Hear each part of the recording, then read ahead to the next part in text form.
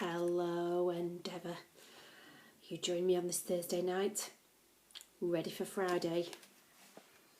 We return to our torrid tale, Chapter 19 of The Fire Thief, where Prometheus, Uncle Edward and Jim try to make their way back to the Storm Inn with the loot.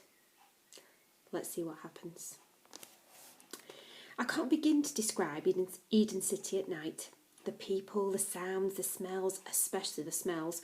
Well, I could begin to describe it, but it would make you ill. Just take my word for it. Eden City was not the sort of place you would want to go for a picnic, but we didn't plan to live there.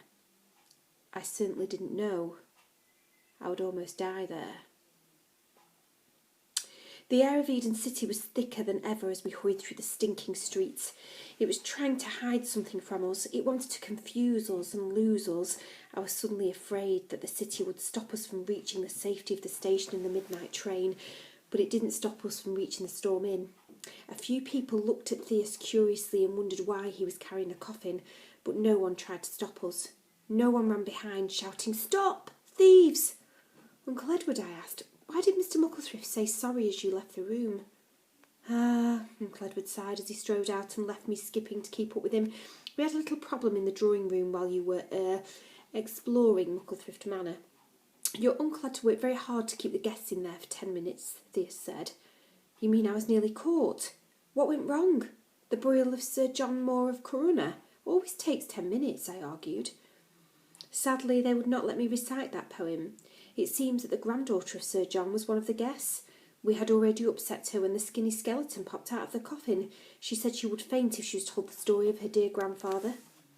"So what did you do?" I demanded. "I did the daffodils," he said. "But that doesn't last 10 minutes, I argued. "I know. That left me with 2 minutes to fill. 2 minutes to save my neck from the hangman's rope," he moaned. "What about my neck?" I asked. Uncle Edward looked cross. "If they hang me, then you'll be left alone in this world. You'll starve. You'll die slowly and in misery. It's important that my neck is saved, otherwise they might as well hang you." "Thanks, Uncle," I muttered. "Anyway, someone asked me to do the poem about the stinking of the revenge," he went on. "That takes 20 minutes, I said. "Exactly. You would have been sitting by the coffin for 10 whole minutes, 10 minutes in which the theft could have been discovered. I had to get out and save our necks." "So what did you do?" "I told them I couldn't do a poem about the sea. I said I was terrified of drowning. Even in Mucklethrift Manor, I was terrified of drowning.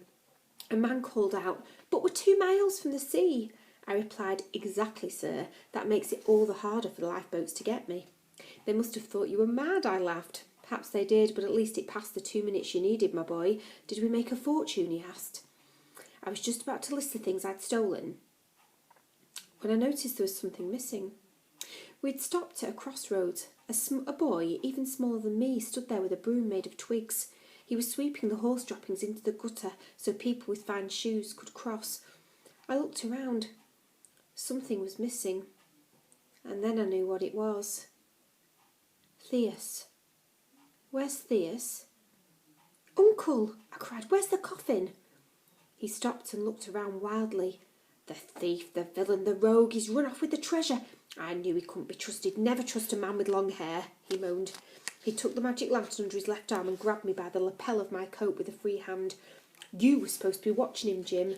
"Me?" I squeaked. "You let me down," he said, and slowly lifted me up till his nose was a hand's breadth away from mine.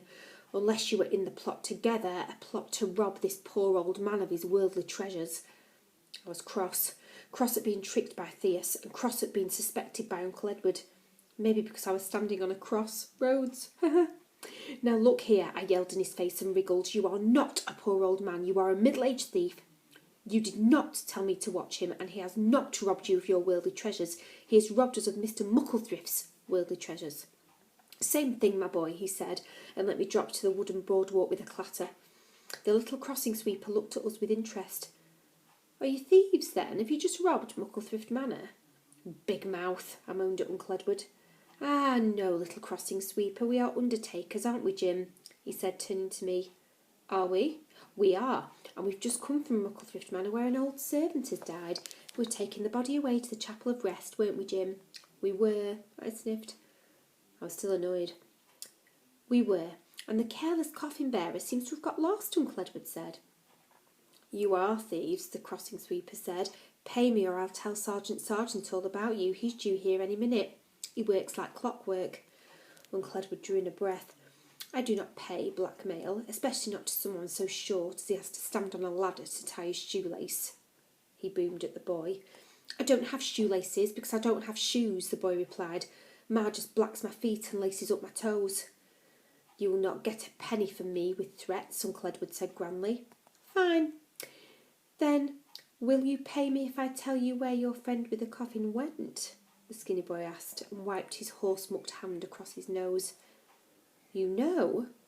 Of course I know, said the boy with a nod. Uncle Edward searched his pocket and pulled out a small piece of silver. He passed it across.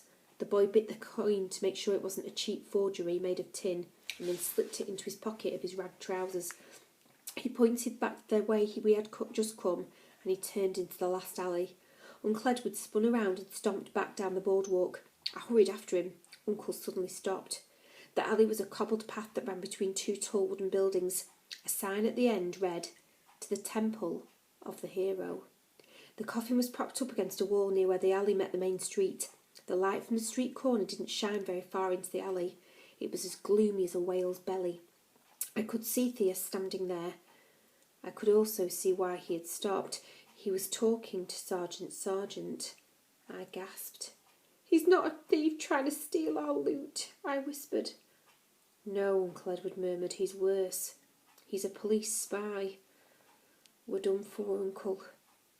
Done for. Endeavour, join me on Monday. Year 6, you'll be able to hear it yourself, live, for Chapter 20.